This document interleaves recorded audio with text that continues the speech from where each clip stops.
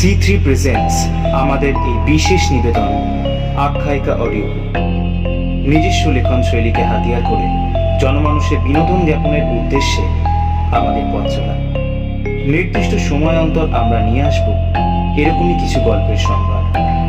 আজকের আখ্যায়িকা অডিও বুকের গল্প বিভ্রম, রচনায় প্রজ্ঞা সেনগুপ্ত। শুরু হচ্ছে বিভ্রম।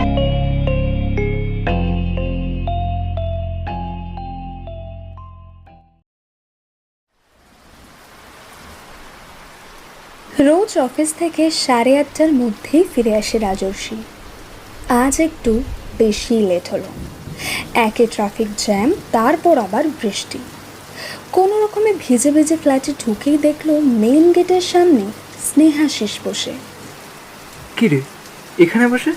আরে আগে দরজাটা খোল, তারপর বলছি।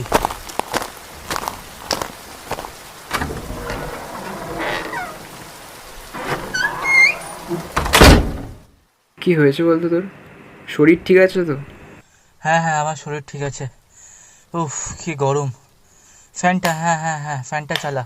হ্যাঁ, উফ, এবার শান্তি। তুই কি এখানে ফ্যান চালাতে এলি? বলছি সব। তার আগে তুই আমাকে বল, তোর ফোন সুইচ অফ কেন? আমার ফোন? কই না তো। এমা দেখেছিস, চার্জ আউট হয়ে অফ হয়ে গেছে। হ্যাঁ, আমি সেই কারণেই দেখতে এলাম যে তুই ঠিক আছিস কিনা। আমি কেন? আমার আবার কি হবে? একটা অদ্ভুত ব্যাপার হচ্ছে আজ, জানিস। অনেকদিন পর অফিসটা ছুটি নিয়েছিলাম, তো সকালবেলা ব্রেকফাস্ট করলাম। করার শেষ করতেই দেখি ডোরবেলটা বেজে উঠলো। খুলতেই দেখি তুই। আমি তো জানি অফিসে ছিলি। জানিস, আমরা দুজনে একসাথে লাঞ্চও করলাম। তারপর তুই ওই মেয়েটার ব্যাপারে কথা বলছিস। আরে কি যেন নাম মেয়েটার, তোর ওই হাফ গার্লফ্রেন্ড। আরে আরে অনি অনি হ্যাঁ অনিশা। তুই আজকাল সূর্য থাকতে থাকতেই নেশা করছিস নাকি রে? আমি কিন্তু ইয়ার্কি মারছি না। আমি যে কিভাবে তোর বাড়ি পৌঁছেছি সেটা আমিই জানি। আচ্ছা বল, তারপর বল। এদিকে তুই বাড়ি যাবি বলে বেরিয়ে আসলি, আমি তোকে লিফট অব্দিও এগিয়ে দিয়ে আসলাম। তারপর রুমে এসে দেখি কাকিমার মিস কল। তো রিং ব্যাক করতেই আমি কাকিমাকে বললাম তুই এই মাত্র বেরোলি। কাকিমা শুনে তো আকাশ থেকে পড়লো। মানে কাকিমা আমাকে বলছে যে তুই অফিস থেকে বেরিয়ে কাকিমাকে ফোন করেছিস। সেটা শুনে না ভাই, আমি আর দাঁড়াতে পারছিলাম না যে আমি কি করে তারপর কোনো মতো একটা ক্যাব বুক করে তোর বাড়িতে আসলাম। স্ট্রেঞ্জ। আমার মনে হয় তোর কোনো ইলিউশন হয়েছে, বেশি কাজের স্ট্রেস নিয়ে ফেলেছিস। আরে ভাই, আমি এখনো কিছু বুঝতে পারছি না যে কি হলো, ব্যাপারটা কি হলো, কেন হলো, কিছুই বুঝতে পারছি না এখনো। এক কাজ কর, আমাদের গ্রুপটার সাথে প্ল্যান করে চল দীঘা ঘুরে আসি, একটু ফ্রেশ হয়ে আসা যাবে। আচ্ছা, তুই আমাকে একটা কথা বল, তুই এখনো বিশ্বাস করতে পারছিস না না আমার কথাটা? মানে আমি কি পাগল হয়ে যাচ্ছি? তুই কি বলতে চাইছিস আই নিড এ সাইকিয়াট্রিস্ট? রাজর্ষির মুখটা গম্ভীর হয়ে গেল। তোর আবার কি হলো? না মানে একটা কথা হয়তো তুই জানিস না। কি? আসলে তুই না জন্ম থেকেই পাগল। কাকিমা আমাকে বলেছে, মানে যখন তুই হয়েছিলি তোর ব্রেনের একটা দিক একটু চেপটে গেছিলো। প্লিজ ভাই, আমি ইয়ার্কির মুডে নেই ভাই, একদম ইয়ার্কির মুডে নেই। আচ্ছা বল, কিছু খেয়েছিস? হ্যাঁ খেয়েছি, ওই আর কি। এর মানে না। আচ্ছা তুই বস, আমি কিছু বানিয়ে আনি। পাস্তা খাবি তো? তুই বানা, আমি নিচ থেকে একটা সিগারেট খেয়ে আসছি। ঠিক আছে, আয়। পাস্তা সেদ্ধ করে ওভেনটা অফ করতেই রাজর্ষি শুনতে পেল ও ফোনটা বাজছে। হাতটা ধুয়ে ঘরে গিয়ে দেখলো স্নেহাশিস ফোন করেছে। হ্যাঁ ভাই বল, কতক্ষণ ধরে সিগারেট কিনছিস তুই? মানে আবার কি, আমার তো পাস্তা প্রায় হয়ে এলো। কি সব বলছিস তুই? পাগল টাগল হয়ে গেলি নাকি? তুই তো এখনই নিচে নামলি গোলফ্লেক কিনবি বলে, রাম কিনে খাচ্ছিস নাকি? রাম মনে হয় তুই খেয়েছিস। আমি সবে অফিস থেকে বেরোলাম আর বলছি তুই কি বাড়িতে আছিস? তোর সাথে একটু দরকার ছিল। হ্যালো হ্যালো, হ্যাঁ শুনতে পাচ্ছিস? হ্যালো। রাজর্ষির মনে হলো ওর শরীরটা ছেড়ে দিচ্ছে। ও খুব গভীর অতলে তলিয়ে যাচ্ছে।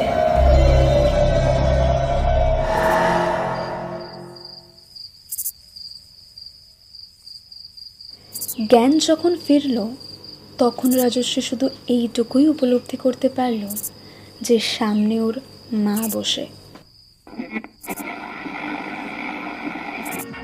মা মা হ্যাঁ বাবা বল, শরীর ঠিক লাগছে এখন? এখন কটা বাজে? 10টা সকাল নাকি রাত? সকাল। রেডিওটা কি তুমি চালালে? হ্যাঁ বাবা, আমিই চালালাম গানটা। আমি ভাবলাম তোর হয়তো ভালো লাগবে। আমি কি বন্ধ করে দেবো? না না, থাক, চলুক। কি যে করিস তুই! কতবার বলেছি তোকে এই না খেয়ে থাকার অভ্যাসটা না ত্যাগ কর এবার। আমার কথা শোন একটু। তোমাকে কে খবর দিল? কে আবার? স্নেহাশিস হঠাৎ ফোন করে বলল, কাকিমা রাজর্ষি মাথা ঘুরে পড়ে গেছে, তুমি চিন্তা করো না, আমি ডাক্তার দেখিয়েছি, তুমি আস্তে সুস্তে এসো। কি করে আমি আস্তে সুস্তে আসি বলতো? আমি তো তড়িঘড়ি ভোরে ট্রেন ধরেই চলে এলাম। বোনকে একা রেখে এলে? তো কি করব আমি বল? আমার গুণধর ছেলের গুণের তো আর শেষ নেই। চিন্তা নিয়ে কতক্ষণ বাড়ি বসে থাকা যায় বলতো? আচ্ছা বাবা, ঠিক আছে, একটু শান্ত হয়ে বসো। হ্যাঁ বসছি, দাঁড়া। ওরে বাবা, আমি ভাতটার ফ্যানটা গেলে আসছি, তুই শুয়ে থাক কিন্তু। আচ্ছা, যাও।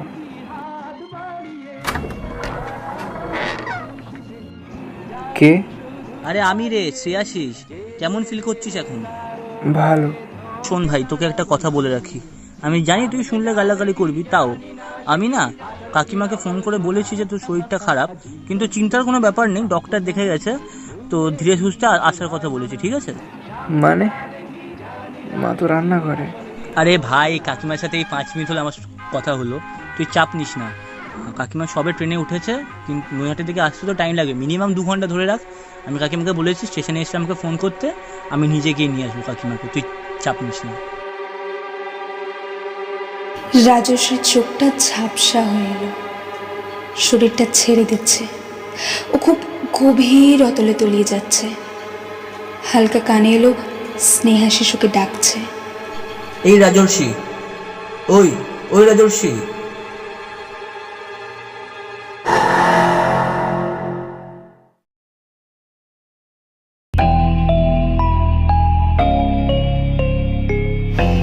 শুনছিলেন বিভ্রম, রচনায় প্রজ্ঞা সেনগুপ্ত, গল্প পাঠে নিশা দেরিয়া, রাজস্বীর চরিত্রে সায়ন দেবসিংহ, স্নেহাশিসের চরিত্রে শৌক্তিক দালুই, মায়ের চরিত্রে দেবস্মিতা গুহ রায়।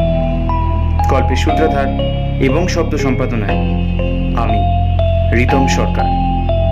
গ্রাফিক্স, পোস্টার এবং সমগ্র পরিচালনায় প্রজ্ঞা সেনগুপ্ত। পরের পর্বে আরও একটি রোমাঞ্চকর গল্প নিয়ে